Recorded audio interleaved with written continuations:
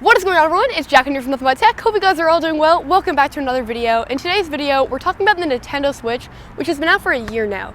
Thank you so much to my good friend Greg for helping me out in this video. You can check him out in the description down below. But let's get into if the Nintendo Switch is still a good purchase. Okay, so the Nintendo Switch is Nintendo's attempt on getting in a gaming console that is different from every other gaming console on the market. And it's called the Nintendo Switch because, as you guys all have already heard probably, not only can you use it in a mobile mode, but you can also dock it to use it on your TV.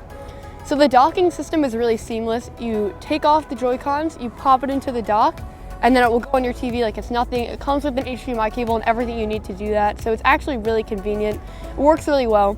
The Nintendo Switch has a 720p panel on board, which actually looks really great. The colors are really vibrant, and in sunlight you can actually see it pretty decently, so that was impressive. But when you dock it, you're actually going to get 1080p and higher performance, and that's because the Nintendo Switch is smart enough to know when you're docking it and when you're using it in mobile mode.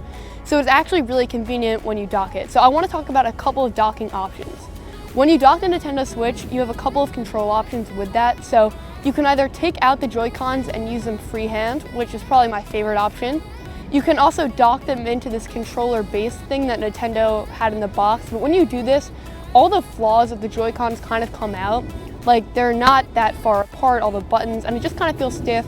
The handles on the controller aren't that comfortable either, so it's not an ideal way of using the Switch. I much prefer handheld.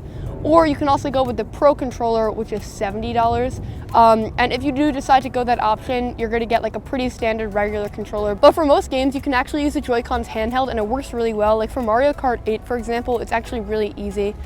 So that's docking it, and the docking situation on the Nintendo Switch is seamless, but every time you dock it, the screen will get a little scratch. So for that reason, you're probably best off picking up a glass screen protector. That will not only protect the screen, even though it's pretty durable, but it will prevent all those scratches. Because even in normal use, if you're just throwing it in your bag, it will get scratched up. It's very easily scratchable as it is a plastic display to make it more durable. So you're going to want to pick up a glass screen protector. I'll link that below, but otherwise the docking situation is actually really seamless. When you're using it in mobile mode, you can also still use the controls in the same way. So a lot of times I'll use it like this, which is the handheld way. So you have the Joy-Cons flanking the display, and that works really well. It's actually very comfortable. But if you don't want to do that, you can pop them out. You simply just push a button on the back and pull them out, and then you can hold them like this, and it works. They're really small and they're very comfortable to use, and then when you want to put them back in, they just slide in very comfortably. So you can do that if you want. And then you can also still use the freehand controls. And then for some mobile player games, there's this little attachment that comes with the Nintendo Switch that will go on the Joy-Cons, and then that will create like a little mini controller, and that's also pretty convenient. So overall, the ways to control the Nintendo Switch were really well executed by Nintendo. Probably my least favorite is that control option that I mentioned. If you want something like that that feels like a standard controller, as I already said, you're better off going with the Pro remote, and that's $70. And that's kind of a big issue with the Nintendo Switch. All the accessories are very expensive.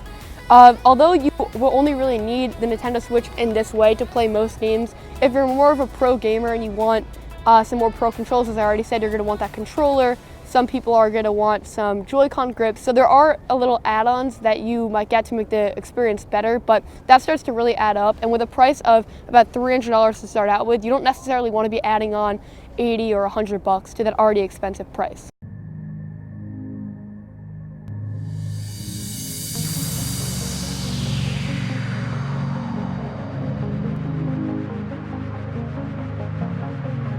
A year ago, the biggest issue with the Nintendo Switch was that there wasn't enough games on the platform, and while that still is a little true, there are definitely a lot more than last year. Some of my favorites are Mario Kart 8, and then some things that are about to come are on screen now, but there should be a lot more first-party games coming this year, and a lot of third-party games are awesome, really making the Switch worthwhile. A lot of people love Zelda Breath of the Wild, and I tried it. I'm not really that into like story playing games, but it was okay and the graphics were really good. So if you're into that, you're definitely gonna like it. Fortnite is also coming to the Nintendo Switch, which should be a really good add-on. But honestly, I feel like in order for the Nintendo Switch to keep going and to have more and more sales, there needs to be more and more games added to keep it interesting, because after you play Zelda and you finish it, there are more options now, but there's still not a ton of options out there. So My biggest issue right now with recommending the Nintendo Switch over another gaming console is that the game support on it is still not amazing. There definitely are more games than last year though. So if you like some of the first party titles like Mario Kart or Zelda, then this would be a good purchase, and the actual gameplay is really convenient on it. In terms of the build quality and stuff in the Nintendo Switch when you're actually playing the games, it's really comfortable in the hand. The actual screen is pretty small, so this is definitely easy to travel with, especially when you take off the Joy-Cons. It also does have USB Type-C, which is really convenient for keeping all your accessories together. The kickstand on the back is another thing that I would love to see improved next year. It will only work on hard surfaces. If you throw it on any type of uneven or soft surface, it's going to fall immediately, and that was kind of disappointing because there were a lot of times where I wanted to put it down and play with the controllers and you just couldn't. So that's something I would like to see improved for next year. Other than that though, the build quality is pretty solid and it's not too heavy, so it's actually really easy to travel with. I picked up this little case from Amazon. It was like 10 bucks, and this will allow you to travel with a lot of the game cartridges and the Nintendo Switch itself, and it's really protective. So if you want to pick this up, I'll also link this down below.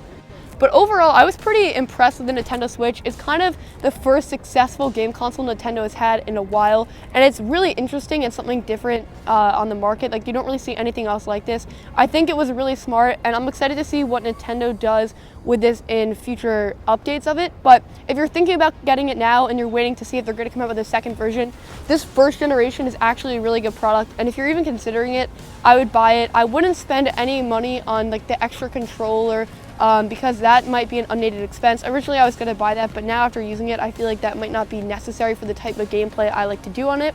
But if you're considering it, definitely go check it out in a store. It's a lot smaller than you would expect, and it's also a lot of fun to play with. So for any gamer out there or anyone that's kind of looking to get into gaming and portable gaming, I think you're going to like the Nintendo Switch. So that's the Nintendo Switch. I really feel like this platform is going to live or die by the games on it. Over the past year, we've seen a lot of games added to the Nintendo Switch, but we really need to see more games developed in order to keep this device interesting. Let me know what you think though of the Switch in the comments down below. Thank you guys all so much for watching this video. You should subscribe right here so you don't miss anything else, and check out my other content right here. Thank you guys all so much for watching. Bye.